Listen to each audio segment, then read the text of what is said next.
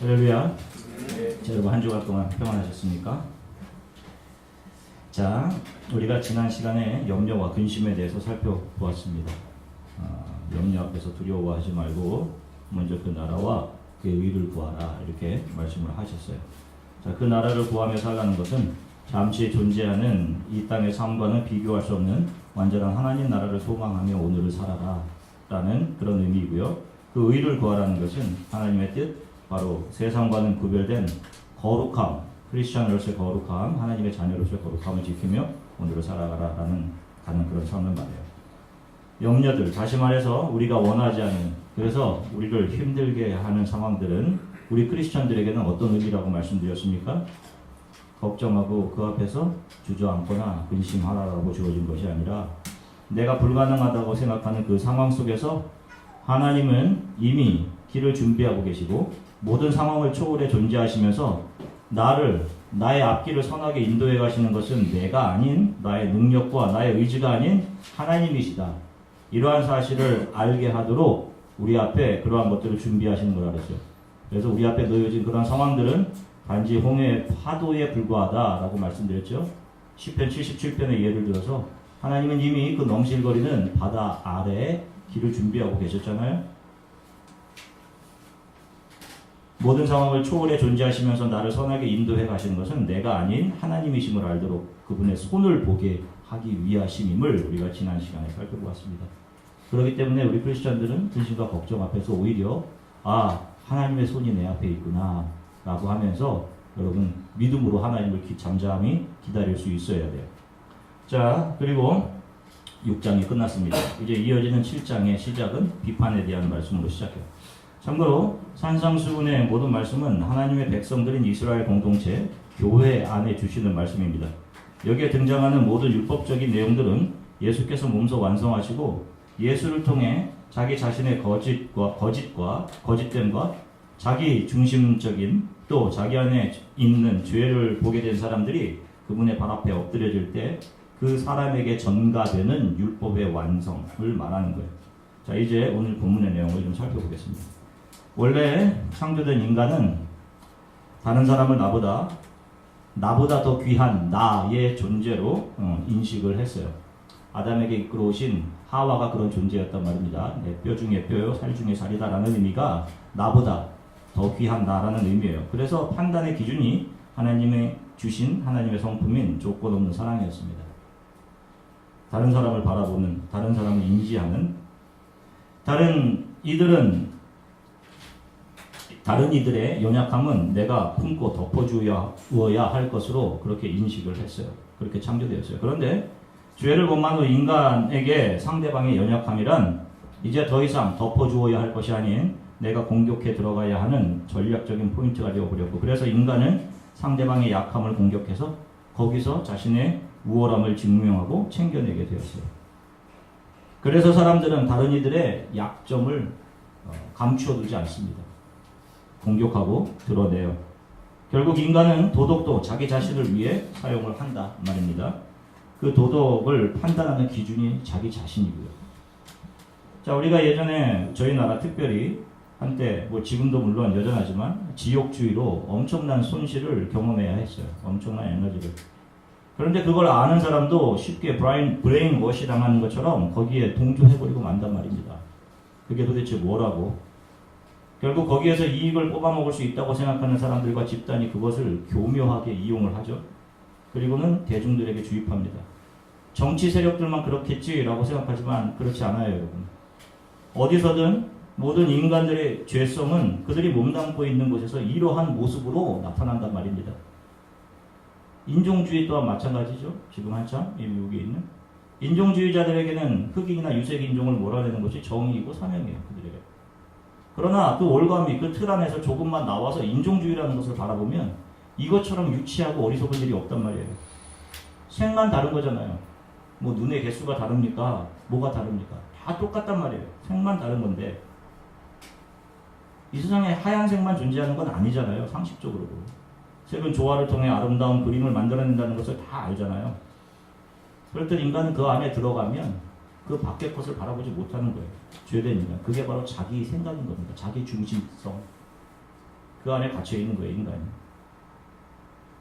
그 이해관계라는 틀, 자신의 유익이라는 틀 안에서 도덕도 해석하고 선과 정의를 해석해낸단 말입니다. 그러니 인간이 만들어내는 모든 것들은 다 자기 유익과 관계된 거라니까요. 이렇게 자신의 이해관계 틀 안에서 이루어지는 인간의 모든 행위, 거기서 자신이 만들어 놓은 이해관계의 틀을 기준으로 타인을 칭찬하기도 하고 비판도 하고 하는 모든 행위를 외식, 히포크라이트라고 이야기하는 거예요. 이런 것을 외식이라고 하는 겁니다. 창세기 3장 5절부터 7절의 말씀을 한 목소리로 읽으시겠습니다. 너희가 그것을 먹는 날에는 너희 눈이 밝아져 하나님과 같이 되어 선악을 알 줄을 하나님이 아시니라. 여자가 그 나무를 본즉 먹음직도 하고 보암직도 하고 지혜롭게 할 만큼 탐스럽기도 한 나무이니라.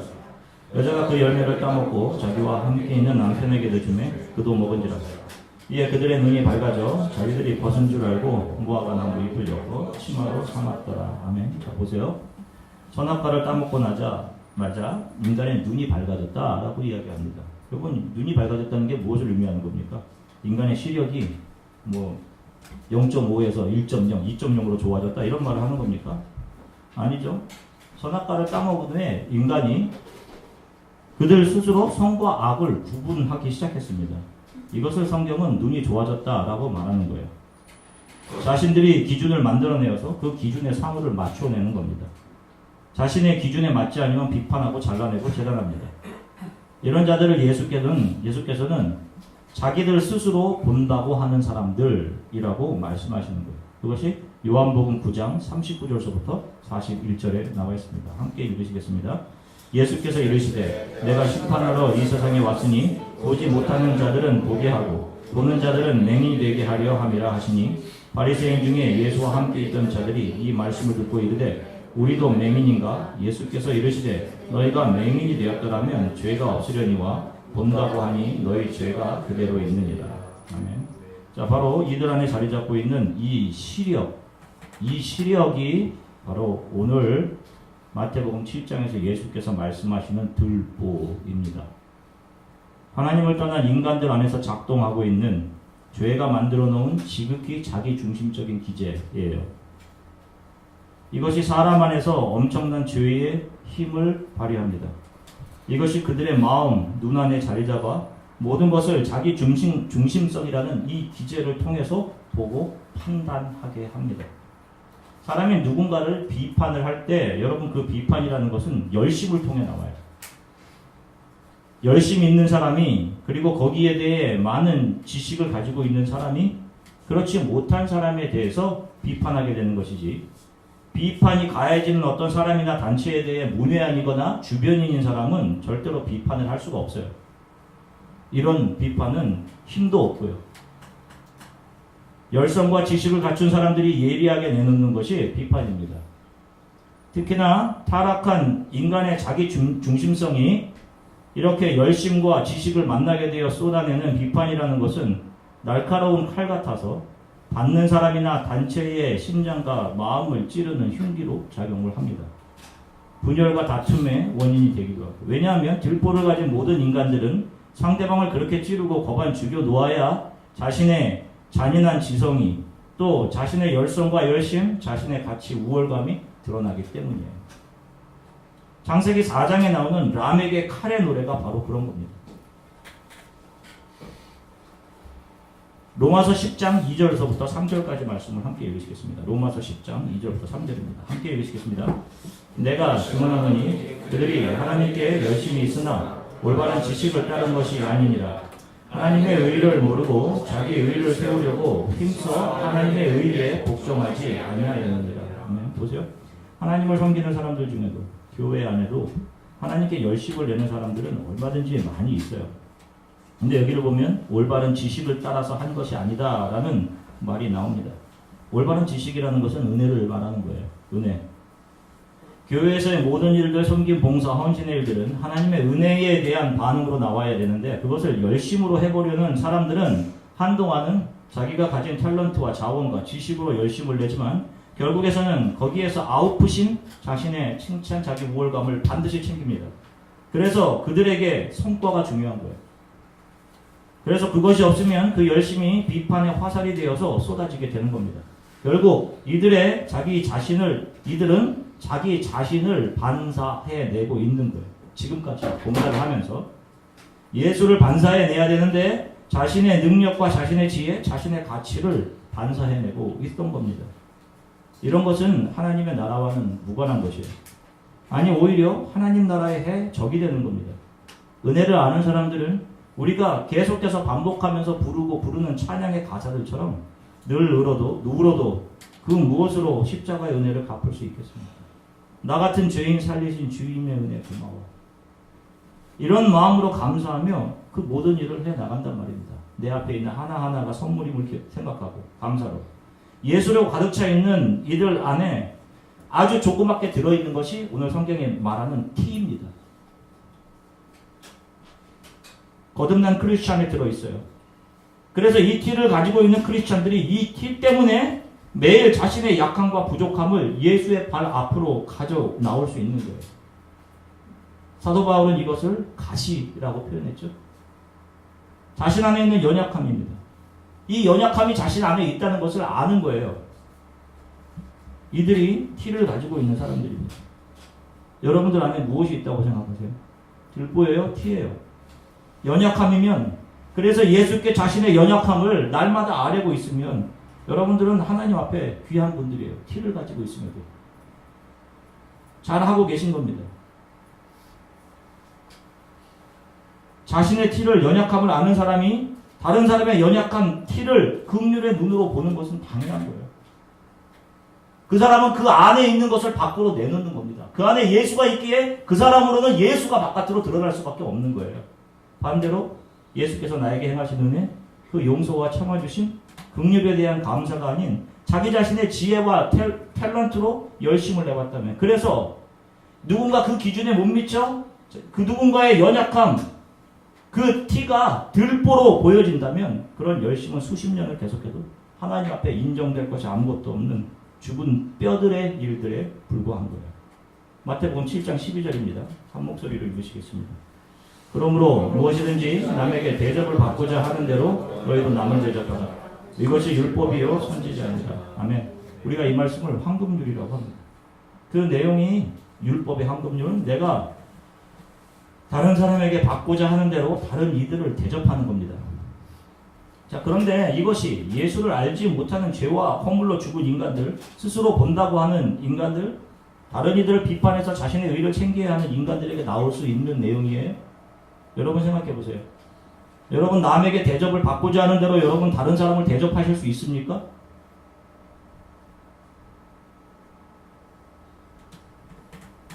로마서 3장 20절입니다. 함께 읽으실게요. 그러므로 율법의 행위로 그 앞에서 의롭다 하심을 얻어 육체가 없나니 율법으로는 죄를 깨달음이니라. 이 하나님 사랑과 이웃 사랑으로 요약되는 율법이 주어진 목적은 스스로 하나님 된 죄와 허물로 죽은 인간들은 나는 절대로 하나님의 법을 지킬 수 없음을, 나의 불가능함을 상기시켜 주시기 위한 거예요. 그것이 율법이 주어진 목적입니다. 그런데 로마서 10장 4절입니다. 한 목소리로 읽으시겠습니다. 그리스도는 모든 믿는 자에게 의를 이루기 위하여 율법의 마침이 되십니다. 아멘. 예수 그리스도를 율법의 마침이라고 하십니다. 그분이 율법을 다 그분의 몸으로 이루어내신 거예요. 이것이 무엇입니까? 십자가예요. 그 십자가 위에서 아버지여 저들의 죄를 사하여 주옵소서 외치시며 그분은 자신의 몸으로 모든 율법을 다 이루어내셨습니다.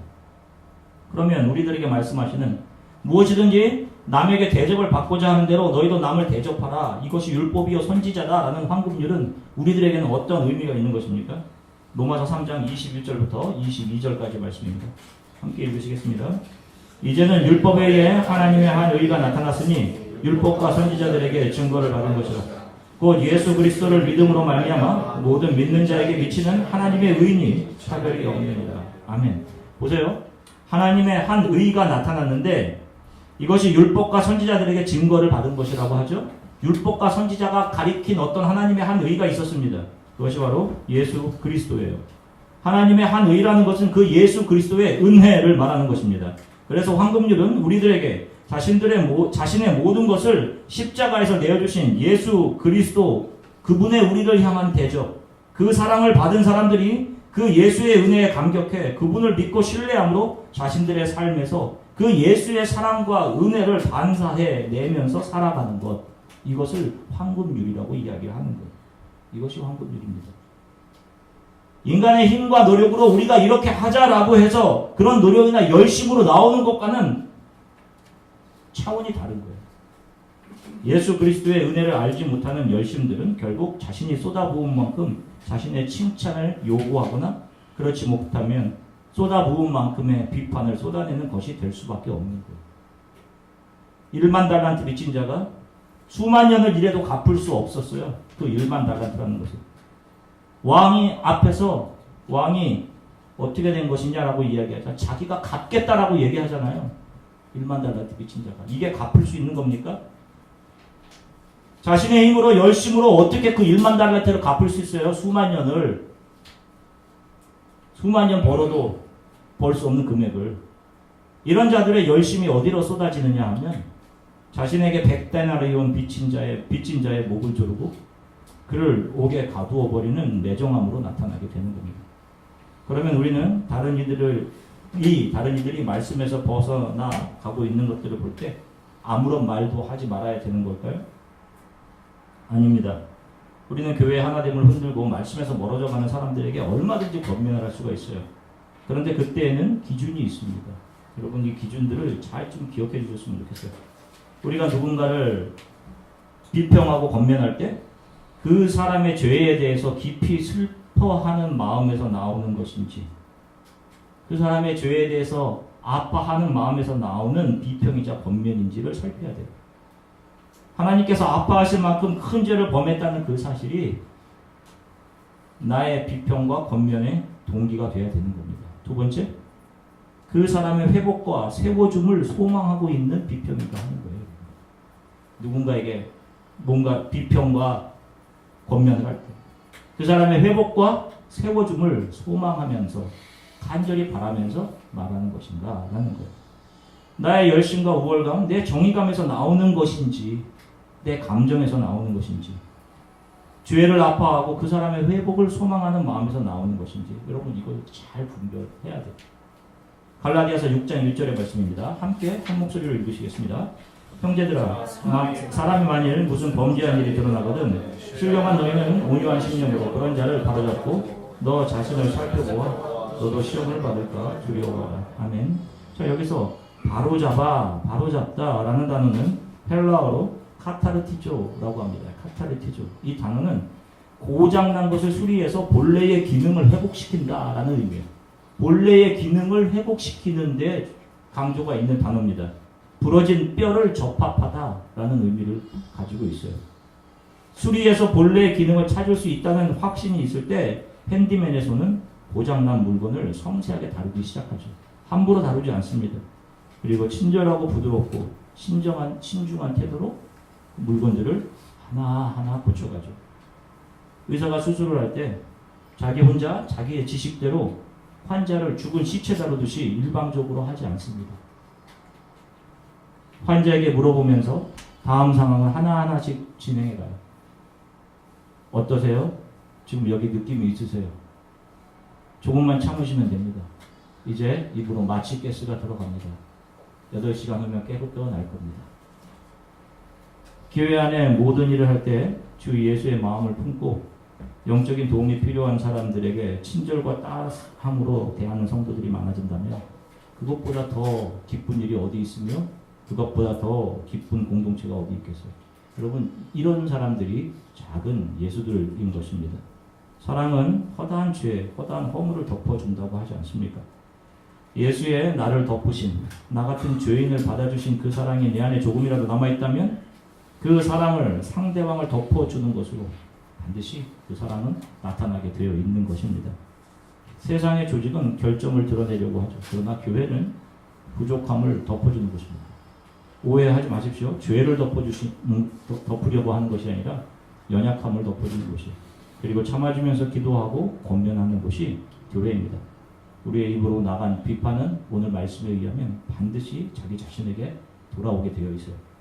우리가 주 예수 앞에 서게 될 때입니다. 그래서 그것이 자기 자신을 찌르게 돼요. 예수 그리스도가 나에게 해주신 대접이 고맙고 감사하다고 느끼십니까? 나 같은 죄인을 살려내신 그분의 은혜가 정말로 말로 표현할 수 없이 감사하고 고마우십니까? 그렇다면 그 은혜가 나를 통해 발산되게 해달라고 기도하시면서 하루하루를 살아가시면 돼요. 한 주간을 여러분들이 또 제가 이런 삶을 살아갈 수 있기를 주 예수 그리스도의 이름으로 간절히 축원합니다. 잠깐 기도하겠습니다. 주님의 은혜, 나 같은 죄인을 살리신 십자가의 은혜만 바라보게 해주십시오. 나에게 영원한 생명과 하나님의 나라를 이미 허락해 주시고 매 순간 모든 상황 속에서 하나님 나를 지키시고 나의 삶을 이끌어 가시는 아버지이심을 보여주시는 그 하나님을 매 순간 신뢰하는 그런 믿음을 주십시오. 누군가를 혹시라도 비판하고 폄하하고 누군가의 가치를 무시하고 거기서 나의 우월감을 얻어낸 적이 있다면 하나님 용서해 주십시오.